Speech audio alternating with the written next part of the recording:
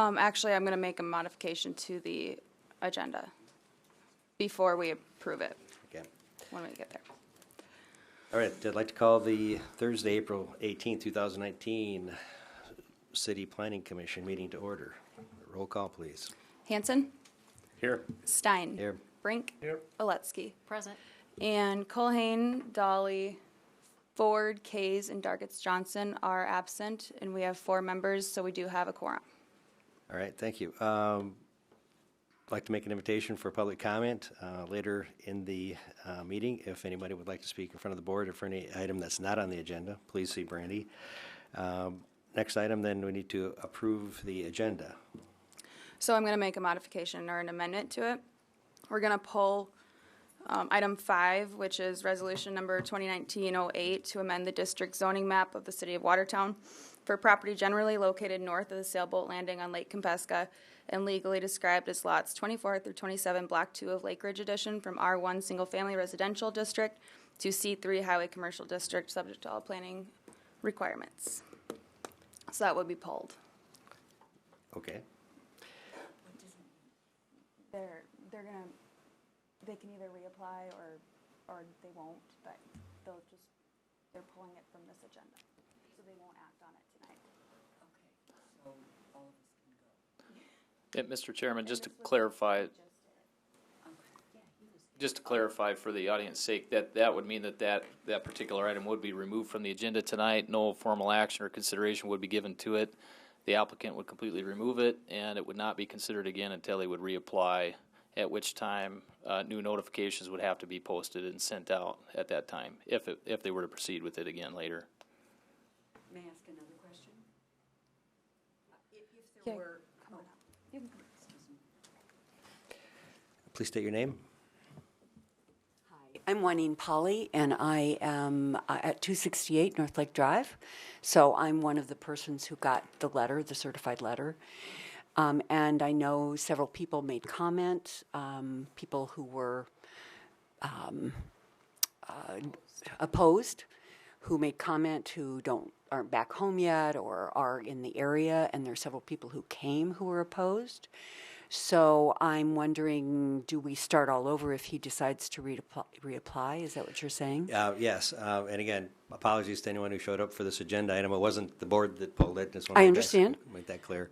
And yes, it will go through the same process. You'd send out notifications, and with the respect of some people that aren't here, weren't able to make it, that aren't back yet, maybe it would work out actually better for them if they have an opposing view on this item. But yeah, the applicant evidently just informed Brandy that we're going to be removing this from the item, so there'll be no discussion or no decisions or.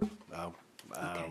And so it would be a reapplication. It would be the 10 days advance in the newspaper. That's right. To let us know that was going to happen. That's right. And then certified mailings again, too. Okay. Okay. Thank you. I want to say that the support from Brandy in terms of helping me understand this, because I've never gone through it before, in a very in a very balanced way, just being an excellent public servant was just exemplary. And I want to thank you for that. And I know other people want to thank you for that too, who couldn't be here, and she let me know how we could deal with that. So thank you. Yeah, you were great. Thank you. And thank you for all your work. I know these aren't easy decisions. Appreciate it. Thank you. Mr. Chair, Yes, sir. I was going to say, if you so choose, you could put out another request for folks if they want to come up in a public comment period, since they are here, and comment on that potential future agenda item just because they came out, but that's your call. Oh, okay, fair enough. As long as we're on this topic, even though it's not on the agenda, we do have an open public section of the meeting, and typically we do that at the end of the meeting. However, if you're here to speak to this particular item, now would be the time to come up and voice your opinion on that. Okay. Thank you. As I said, I'm Juanine Polly. I am at 268 North Lake Drive. My property backs onto this lot. And can you show that, Brandy, where that is? And I have my my parents have had this property and now me for 45 years, and I started going to the lake 6 decades ago. I'm going to own up to that. As learning how to water ski and swim, and used it for my enjoyment until my parents moved to the lake. So lots of commitment to the health of the lake.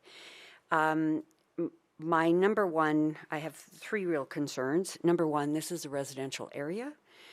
It's a quiet neighborhood. It has been for 45 years. And the piece of property that is being identified to be, that was being identified, is on the corner. As we look up, it's on the corner of, it's on Highway 20, then Martin Avenue, and then across the street from 4 properties in. So the Sailboat Landing, and then the next property owned by Mr. Kempel, and then the Schmidt property, Joanne Rohde, who I think wrote a letter, and then I'm on the next property. Mr. Dolly owns the properties behind this as well.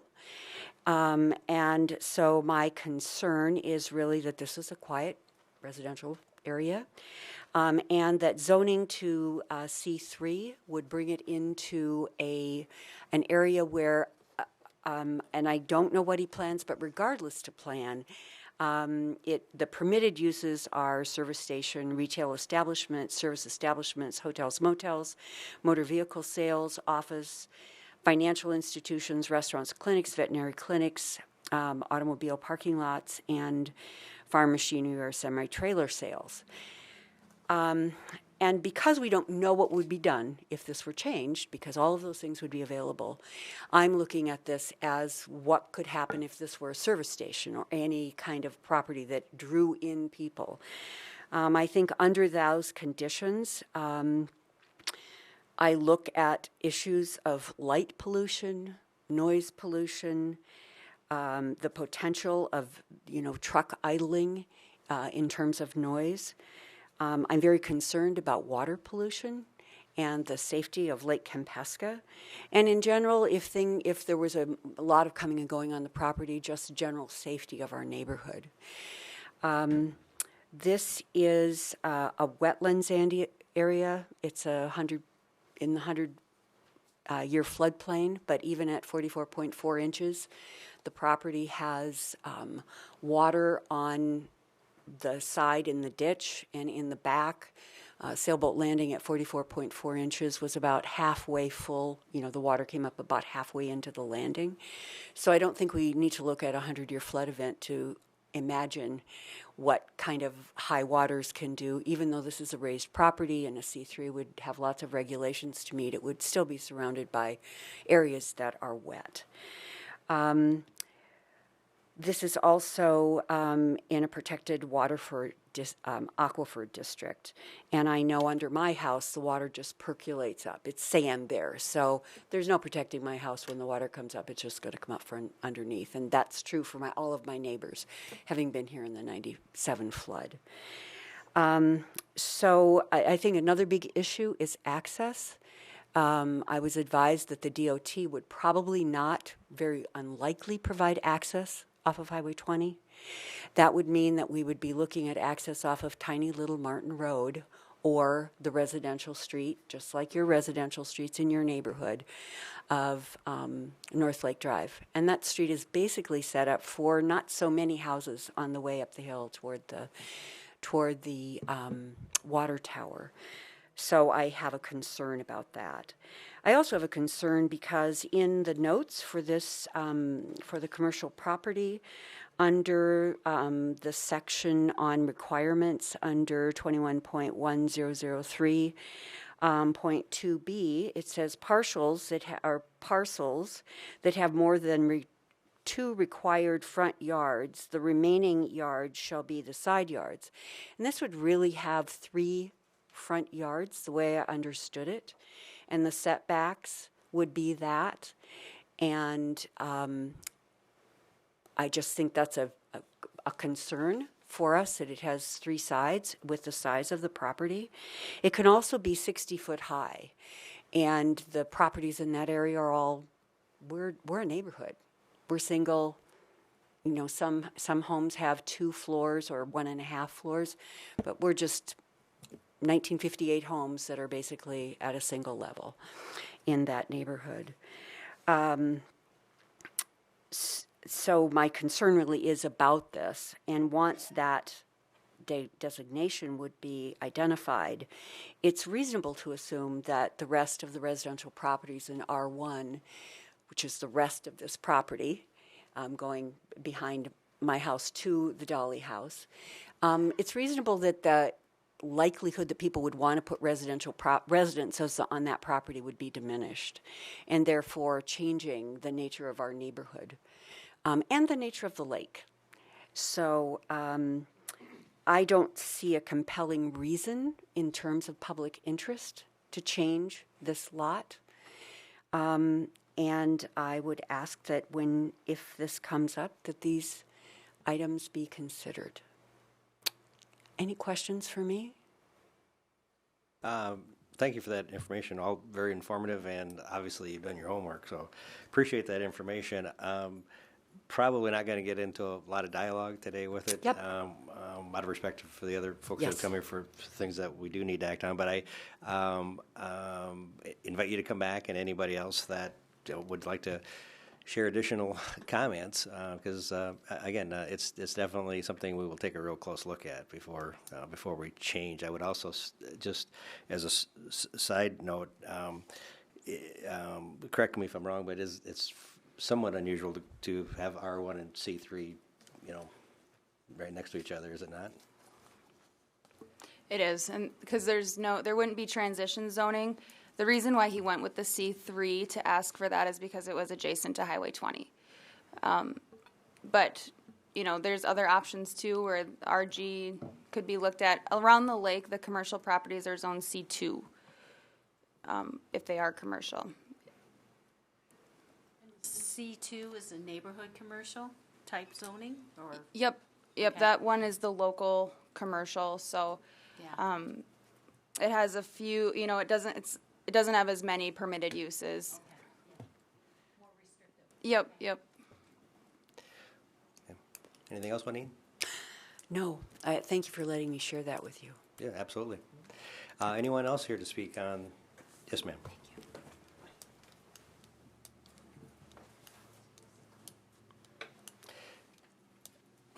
Please Hi, state. I'm Marla Stagel, Marla and I'm Stagel, 274 North Lake Drive. My parents bought that place in 1964, and we have been there all this time. I have seen floods, 97 for sure. When we got the ice chopped out and got into the place, my mother's bathtub had 8 inches of ice in it. So I'm well aware of what can happen in that area.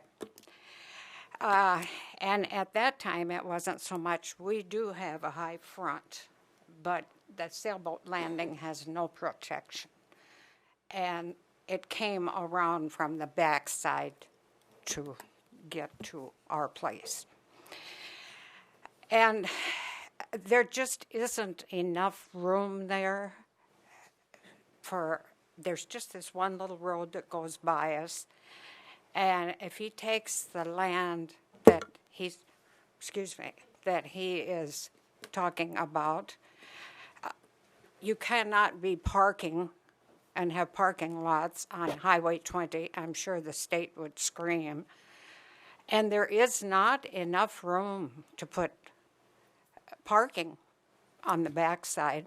They would be parking on our lots, and I just don't feel that it's the right thing to do.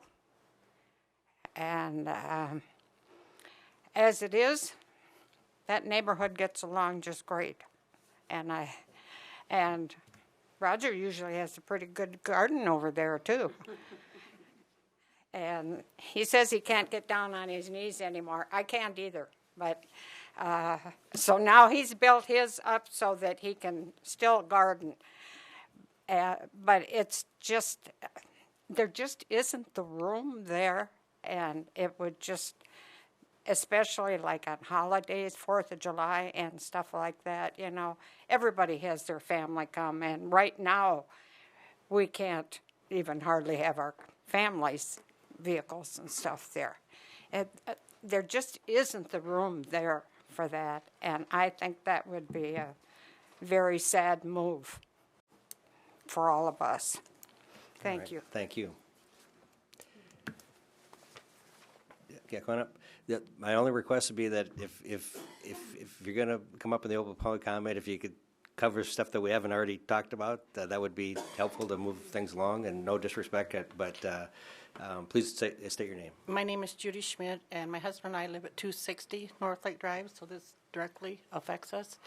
In keeping it short, I just want to say that my husband Al and I, agree with what Juanine and Marlis have both said. 100%. Instead of repeating it all, we agree with what they say. All right. Thank you. Thank you.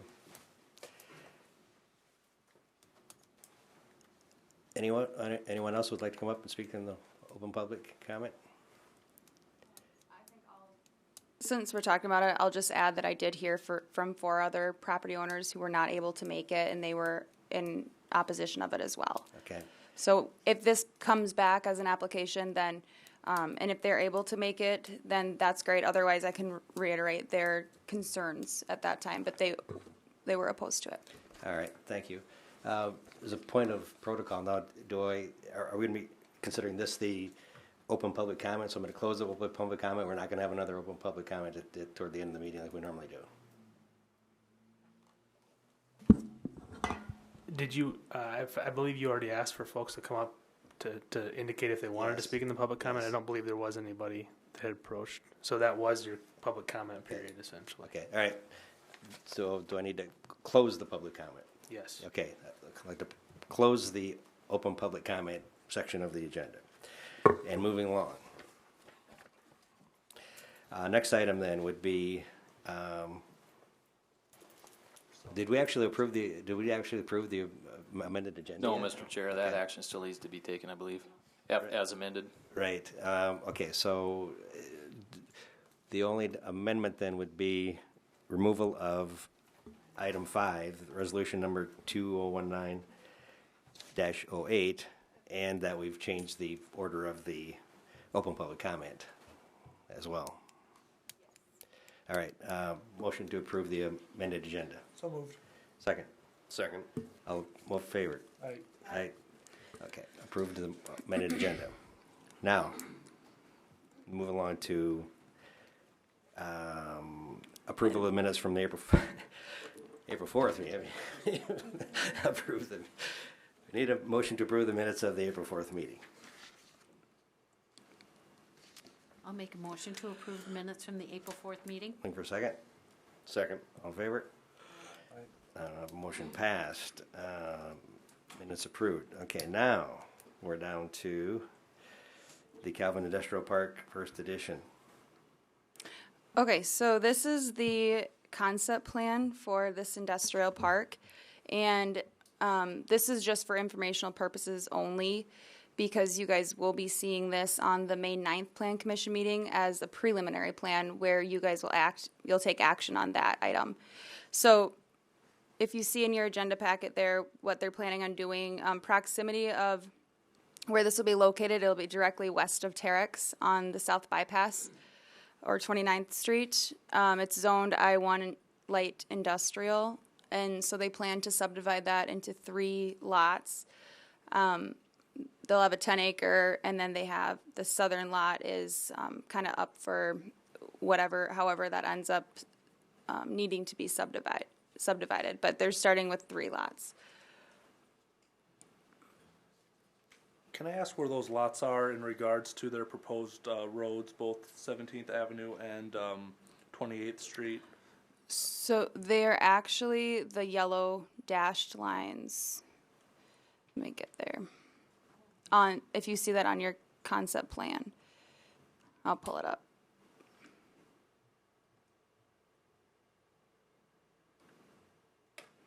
So this is one lot, and then this is the southern lot, and then this is the smaller lot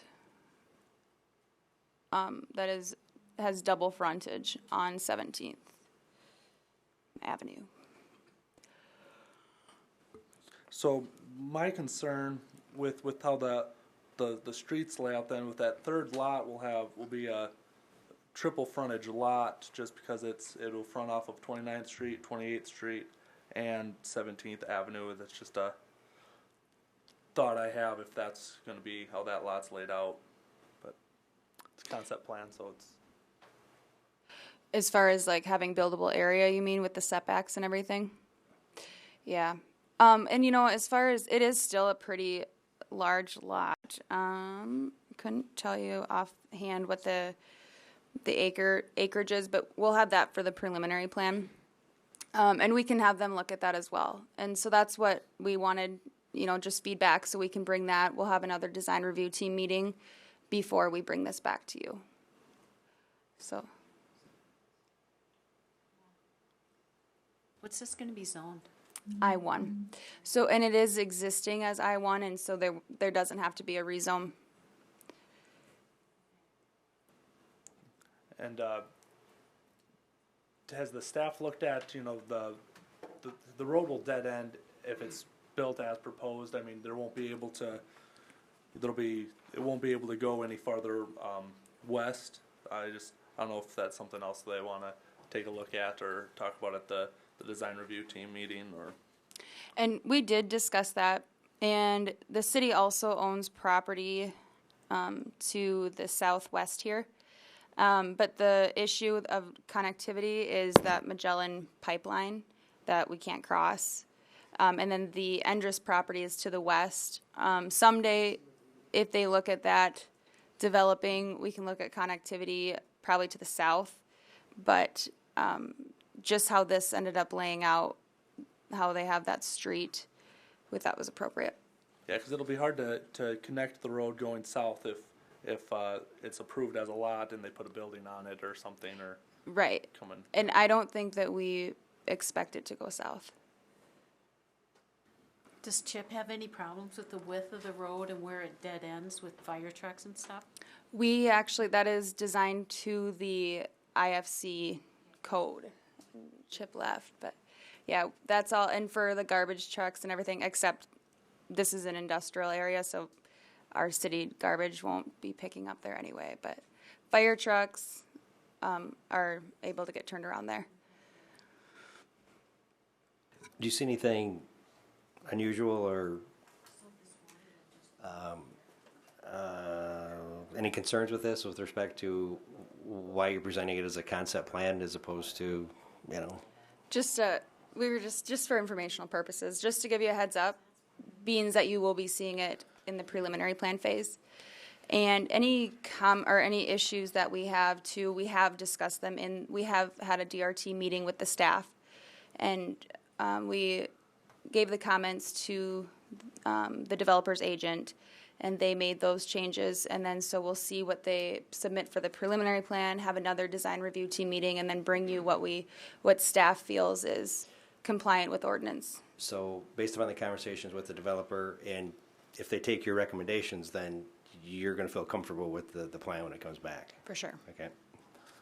Yeah, Mr. Chairman, just to follow up on your question, as you may already know, the subdivision regulations outline the process for a concept plan, and it is administratively approvable by the city engineering office and can be shared with the planning commission for informational purposes. And we just felt that ahead of this coming up on the next meeting, we just thought simply for that reason, for informational purposes, we give you a heads up and share it with you this evening. Yeah, no, I appreciate that. Absolutely. But we don't always see, you know, the concept plans, and so I just wonder if there's anything Right. unusual about it. But I think that policy-wise, I think we will try to do that going forward, okay, if great. you guys prefer that. Yeah, that's fine. Yeah, absolutely. Yeah. It helps us to be more prepared, I guess, shall we say, when the items Right. do come up. So, yeah, nothing wrong with that. Right. Yeah, there's a lot of information that gets thrown at you during the preliminary plan phase, so just to give you that information as soon as possible. Sure, that's fine. Thank you. And there's no action on that, just Okay. information. We're ready for the next item then? Okay, the next item is resolution number 2019-09. Tell us about that. Okay, so this is to amend the district zoning map of the city of Watertown for property generally located at 309, 310, 314, and 315 West Kemp, and legally described as lots 5 through 6, block 36, and lots 4 through 5, block 38 of Second Railway Addition, from C1 Community Commercial District to R3 Multifamily Residential District, subject to all planning requirements. So, let me pull this up. So what we have here is these lots, actually let me get to it on the GIS. These lots currently exist as single-family homes. They are zoned C1. And so as far as them continuing their use, the applicant is looking to rezone it to a residential zone. Now what we're bringing forth to you, we are presenting R3 multifamily. We feel that R2A is more appropriate, but by ordinance, staff can't administer that. It has to be initiated by Plan Commission. So the main question is, if you guys find that residential zoning in this area is appropriate, then we would ask that you guys would initiate the rezone to be R2A versus the R3 that's presented. You mean the applicant asked for it to be zoned R3 instead of R2A? Well, they just can't ask for R2A. It has to be Plan Commission. So the next applicable zone would be R3. That's why we went that route. So, Mr. Chair, if I could piggyback on what Brandy had to say, in review of this application as an R3, there were concerns in creating a lot of nonconformities, just like, for example, our first case we saw this evening in the BOA meeting. And because of the narrow lots and the structures that are in place, we did review this against the R2A standards, and this does fall immediately adjacent to an R2A zoning district. We read the regulations on the R2A zoning district, and in order to initiate that zoning district, that can only be initiated by the Plan Commission. So this was a roundabout way of bringing it forward to the Plan Commission for your consideration, whether you would even entertain a residential district here or not. And if you were to, staff would recommend that it be through the initiation of the R2A. And we could definitely, there's a lot more discussion to be had here, but we could definitely talk more about this. And For purposes of what the applicant is trying to get to, though, they're fine with R2A. I mean, that's actually what they want to get to. They just want to get to a residential zone. Okay. Typically, it's a little bit more controversial when you're going from residential to commercial, and particularly in a location like this.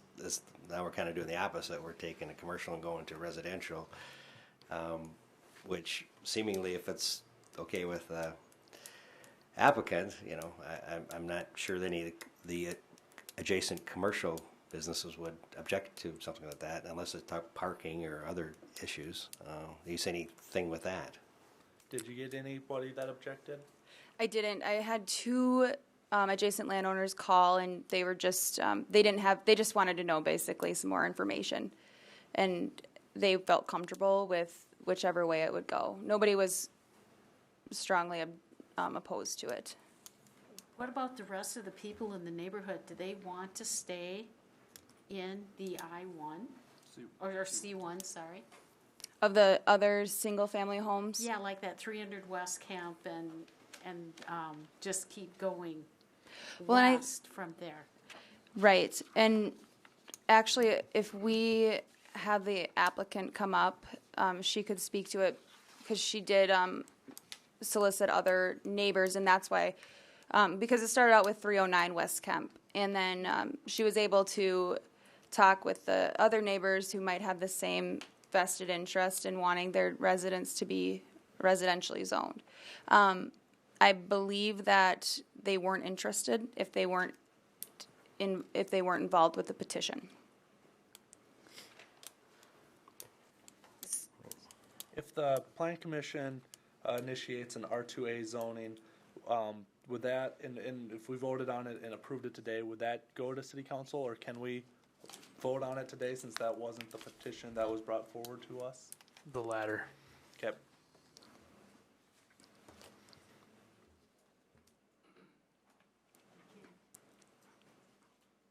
Could you clarify so we? Okay, please? so if in the future, if something like this comes up, we should probably just bring this forward in new business, not send out letters or anything like that. Get your input as to whether you recommend this to be brought forth as an R2A, and then at the next meeting we would bring it forth as an R2A. So going forward, if your recommendation is an R2A in this instance, the next meeting we'll bring it forward as an R2A. Is there any way at the next meeting that we could include more of the residential homes, not so much where they have that storage and that old gas station and stuff in the corner of 4th and Kemp, but could we get all of the residential homes in that? Because I'm assuming that a lot of them, or some of them, are probably rental homes. Right.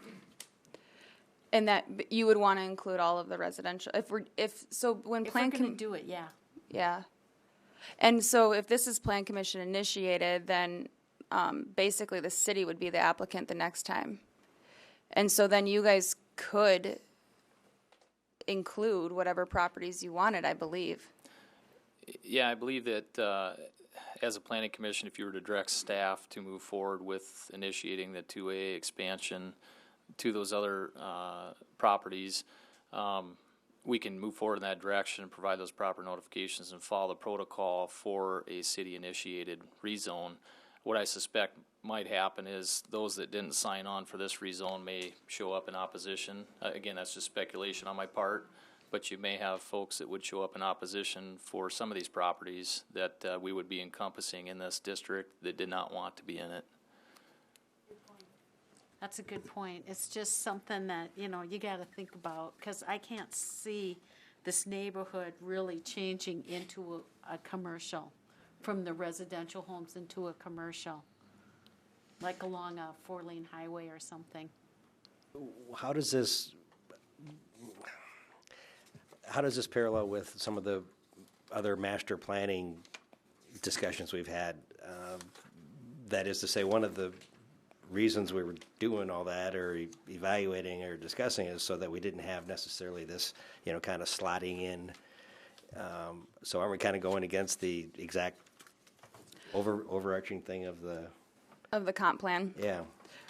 I believe the comp plan just shows it as existing as commercial. And when this was created, this zoning, it was blanket zoned. So a lot of these properties too have the conditional use that allows them to rebuild in case that their house were to be destroyed. So they do have that right, but the thing that the reservation with that is just with different financial institutions and if they'll honor that. Was R1C looked at all discussed as possibility for these? No? What's that? The compact single-family residential.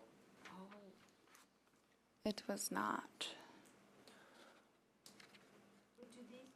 Do these lots meet the size that a R2A requires? Yes. Okay.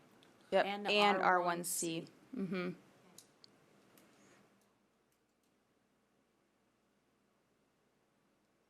I think in this area, if you guys were going to go residential, I think R2A would be more appropriate just because then, R3 even would have been slightly a spot zone, but it still would have been connected to residential. So, but then R2A will be, it'll be a continuation of the existing R2A zone to the south.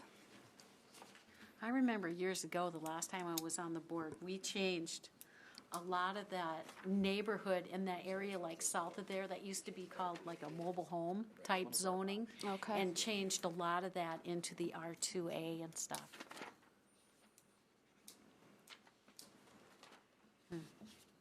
Mr. Chairman, just to go back to your question regarding the comp plan, I guess a couple brief comments regarding the nature of a rezone like this. When considering planning and zoning function within a city, in general, obviously, a couple things that we're doing here, if this were to be approved, is we would be splitting or parsing out a portion of that C1, the westerly portion, on its own, dividing it from its otherwise connected to the majority of the C1 zoning within the community. Just wanted to make that as a note, and then also a slight reduction of that C1 zoning district, which anytime you're changing zoning and reducing an amount of an available zone, that's always a point to consider. Granted, this isn't a percentage-wise isn't a huge impact, but it is an impact nonetheless of a reduction of that C1 zoning district. So I just wanted to point out those couple of general topics of consideration. Thank you. Would you like to open the public hearing at all? Yeah, I was going to, unless you had something, it looked like you were going to. All right, I'd like to open it to the public. Anybody wants to come speak on behalf or against this item?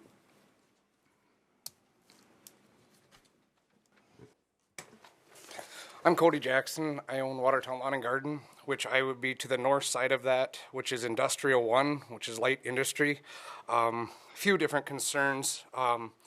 We have a lot of traffic in that area, trucks and stuff like that, coming, going. I don't want this to turn into a situation where I'm all of a sudden in argument with my neighbors with the way it's zoned. Another question that was brought up or to be said, to the west of the north half of that, to the east, also to the block to the south, to the west and the east, are all commercial properties right now. They look like houses, but they are actually businesses. A1 Cleaning is actually kitty corner on each one. Watertown Flowers is on the other corner. And Gribbles over by the Game Fish and Parks is also commercial, which they all have businesses that run out of them. I guess that's more my concern. Other question, why do we want this rezoned? What's the reason for it? If it's because somebody's trying to sell to buy a house, I don't feel that's a reason to rezone it. I think they should come up the funds a different way to do it. Like I said, I don't want to be in a battle. Down that alleyway right behind my business, many semis come and go. And that's how my customers come through my lot. I just don't want the confrontation. I know there's other situations in town where we got commercial next to residential and it's a battle all the time. And let alone we're light industry. If somebody decided to come into that property and did have a lot more noise and stuff like that, that's going to be a problem. So I guess that's all I really got to say about it. Thank you. Thank you. Any questions for Cody? Can I ask, what was your property again? I know you stated it, but Watertown Lawn and Garden. It's straight to the there? Okay. north. Yes, yep, that whole corner lot there. all right, thank you. Thank you. Anyone else?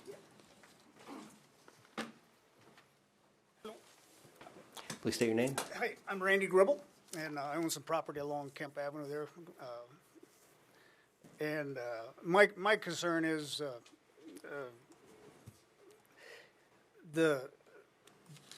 what Cody stated, kind of is the mix of the commercial and the residential. A lot of traffic, a lot of noise in the commercial that you put up with. And I guess I've always been under the assumption with things that I wanted to do with my property that was always that was kind of the main goal of the city along that strip, is to eventually it would be pretty much all commercial as the homes disappeared and business stuff would be built, and it's zoned to where you can have a business with your residential above or behind or whatever. And like I just tore a house down on 205 West Kent, and I was told that I can't put a house back up there. And it was a residential house, so it's just what's fair for all, is one thing, and I am concerned about the mix of it's the old scenario of somebody moving next to the airport and then complaining because there's too many airplanes and too much noise, and that's my concern, and I think that part of town would eventually be a nice commercial small business district. I think it's an extension of the Kemp Avenue, so my concerns. Thank you. Thank you. Brandy, could I ask you to zoom out just a little bit so I can get a little bit more zoning? Thank you. Oh, you said Brandy, not Randy, right?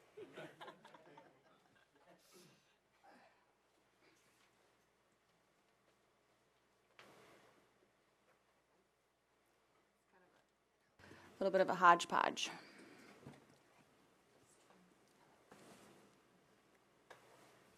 I don't know if you're ready. Yeah, please state your name. I'm Brenda Aesop. I'm the realtor for Seversons that own it. And they have an offer on it from another realtor in town, it's Leif Erickson, but, and they're a cash buyer, and their concern is that when, see, they want to beautify the neighborhood because that home is maintenance deferred all the way. And so when his buyers come in, they actually fix it up so it's quite nice. And Maintenance deferred is a fixer-upper? yes. It's, where's your sunglasses? Keep going.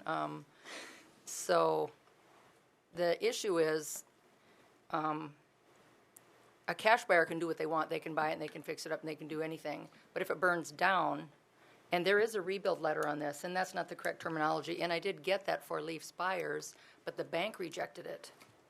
Because if it burns down, and even though with this letter, it's supposed to be solid with the banks, but it's always the banks that say, no, we don't like that letter anymore. We want it zoned commercial. So it's the banks that are driving this change, not me. Yeah, no, and I understand your, yeah. So it is the banks that are driving this change. What is your view on some of the concerns that have been brought up with respect to rezoning it to residential when it's commercial in a commercial area and there's already commercial businesses there, and people who are conducting their businesses, trying to do the right thing, and then all of a sudden, plop a residential district in there, and then, the issues that perhaps would ensue with that. And I talked to the neighbors. I was given a list of the neighbors to approach. The ones that are commercial are staying commercial, and I only had the one, and it was the Lindners, and they have that A1 cleaning service. They want to stay commercial, and they're just down a couple houses. Plus, they have A1 across the street, so they want to stay commercial. So we took their name off the petition, and the other ones always wanted their home residential. So, but when they're rented, there's more traffic going. And so when it's a homeowner, to me, there would be less traffic. And it's more stable when it's rental. I mean, when it's a homeowner, it's more stable. I don't think the objections that have been presented so far were complaining about, more traffic or less traffic. Right. I think they were concerns of being able to conduct their businesses without objection or interference or complaints, if you will, from Right. People who now have a residentially zoned house there, which is basically all. This is financial driven. I mean, with respect to a Right. bank loan or financing. And I think as a realtor, we educate our buyers. They would know that they're buying a house right next door to a commercial, so they would. And it's our job to educate people. They would know that it's a possibility of more noise. So if they're against it, they should move it to another neighborhood. Instead of rezone. No. Do we get that talk from the back seats? You got to come up to the microphone if you've ever been in front of a microphone He before. likes microphones. I know he likes microphones. Please state your name. Jim Aesop. I'm just wondering. Hello. Are the industrial or the commercial guys there getting static from the neighbors now? No. Can you see them shaking their head, yes or no? You don't have to worry about it because we're zone commercial.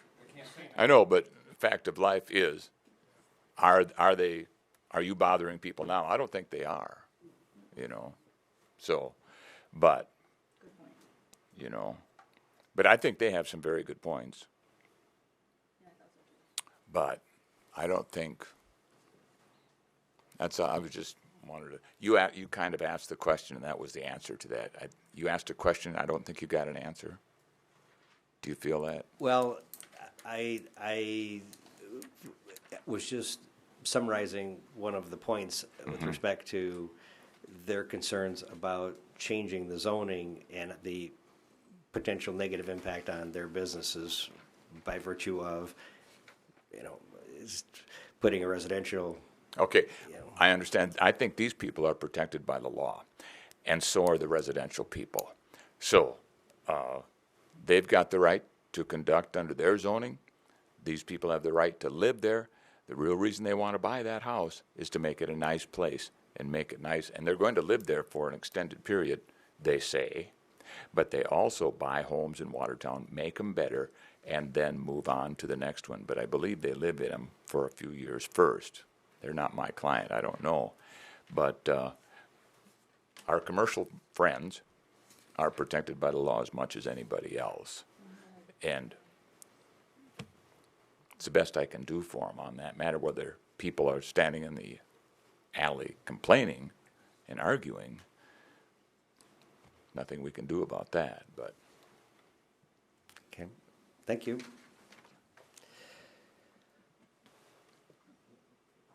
Anyone else to speak on this topic, for or against? Could I say something again? Sure, come on up. When I look at this map that was sent out to me, I had some questions, and my brother owns the gas station on 4th Avenue in Kemp there, and he couldn't be here tonight, so I told him I'd come up. But we're looking, you're going across the street for 2 lots, just to be able to attach to the one house that's for sale that can't be bought because it's commercial property or can't be financed. Somebody can buy that house and live there and make it nice and still be in a commercial zone. And they'll realize when they do that they're in a commercial zone. But my deal is when I look at this map and you're tying it over here to the I-1, R1, I-1, I1, light industrial. So it'll connect between the R2A and the I-1. and it doesn't make any sense. But anyway, I have no proof, but somebody told me, a little bird, that the 2 on the south side were told that if they went along with this, that maybe their taxes would go down. And I don't know if that's a possibility or not, but. Actually, they'd go up, but. Well, that may be hearsay, but, and it was something that bothered me a little bit, so. Okay. Yeah, go ahead. It was just something that bothered me that didn't set right, and to me, that house, I definitely agree with the ASIPs. It needs to be, I've remodeled 2 houses on West Kemp, and you see how I remodel them, and that's how that one should be remodeled probably, and something else put in there maybe, but I totally agree that it's an eyesore. I walk by it quite a bit, and I'd like to see something done with it, but I don't know that changing it to residential is the answer, so. Okay, and there again, I think I'm done. Thank you. Thank you. I have one more thing to say then. Okay, a rebuttal. Well, got a debate going on. Well, when I started this, I was told to go to the treasurer and ask about the taxes, because I thought if people are going to ask me, I should have an answer. And they said they look at all these homes that are zoned commercial, they tax them as residential. So they'd stay the same. They'd be residential. They'd be whatever they are now. Whatever their taxes are is what their taxes would continue to be. That's what they told me at the treasurer's office. Yeah, and I think that's correct. I think you get taxed based on use, not zone. So it's whatever gets used as is how it gets taxed. It's the same mill levy. And when anyone asked me, that's what I told them. That is what I got when I talked to the treasurer. So.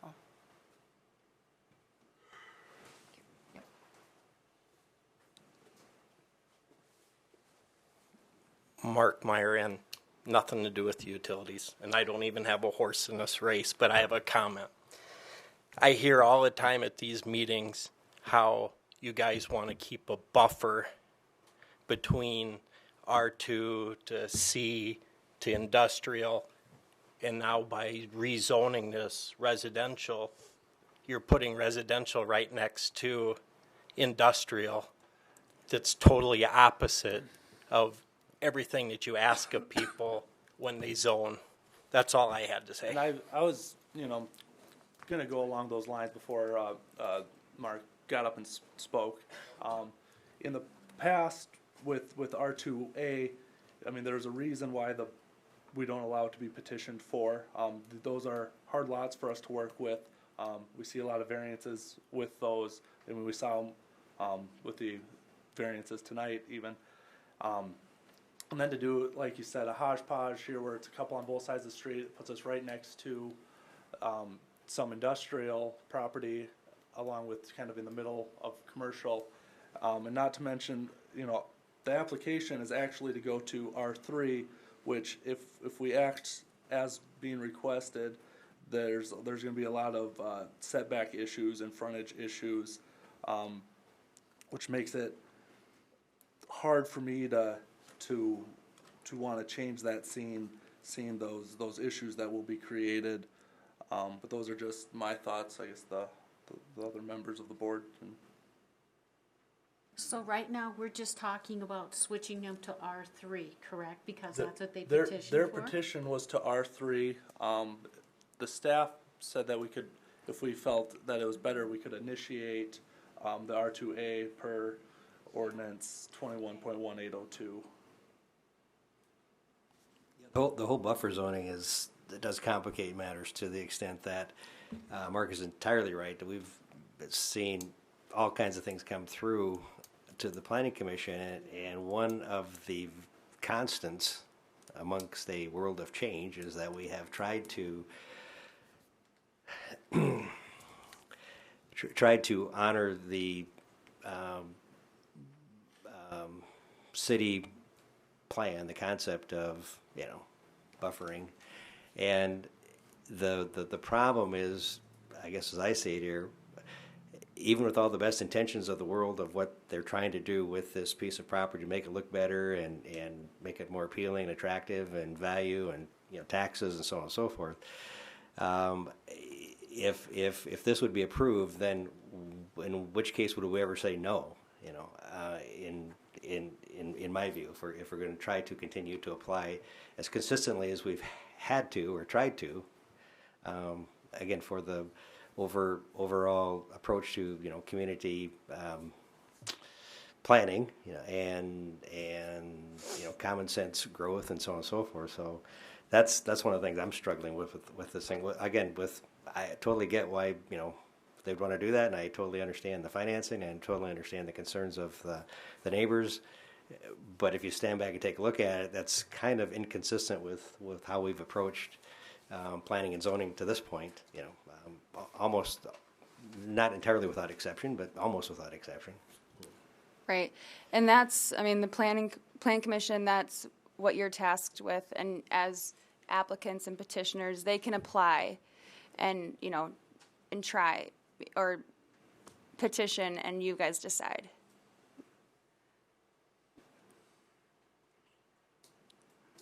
And truthfully, we're not the decision maker. We make a recommendation to City Council. If even no matter what we vote, the petitioner has the right to carry it forward to City Council. It's just different rules come into effect based on how we vote. Even if you do not recommend it, it'll still go to City Council unless they rescind it, and then it'll have to have a superseding vote if City Council is to approve it.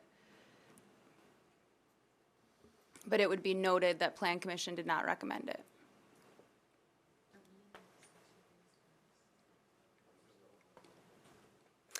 I just wanted to remind the board of just one thing. There's been a lot of variances granted in these areas, and one of the rules of that's applied to zoning is when you're granting variance after variance, it's time to rezone appropriately.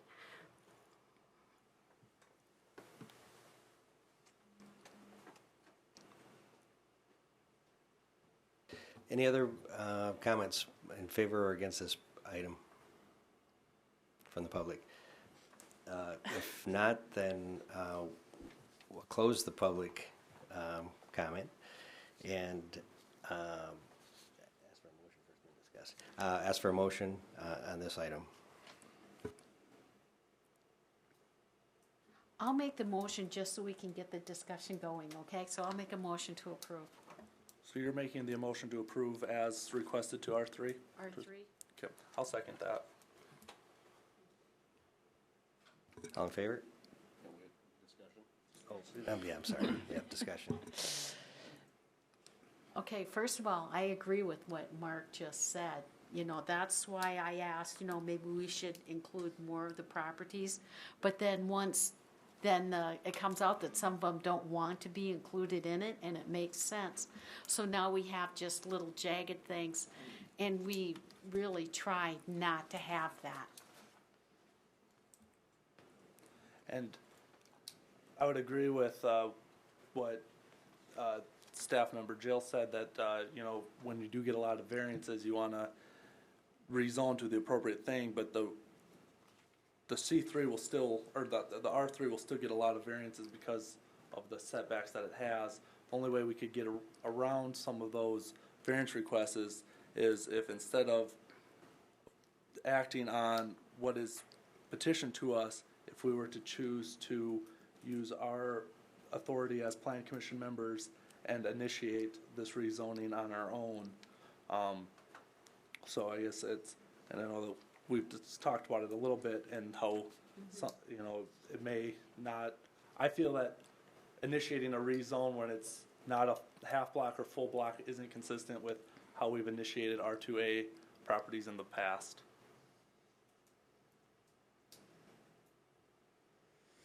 Thank you. Any additional discussion?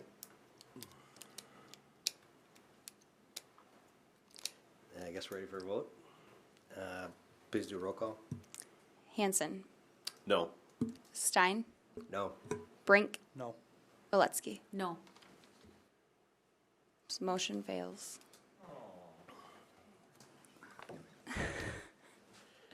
All right. Thank you for everyone's input. Appreciate it. I got a property to sell you. I'm here for you. We've already done the open public comments, so now we're on to new business. I don't have any. Any old business? Nope. Do we need an executive session? Nope. Motion to adjourn. Moved. I'll second. Second. All in favor? Aye. We're adjourned. Thank you.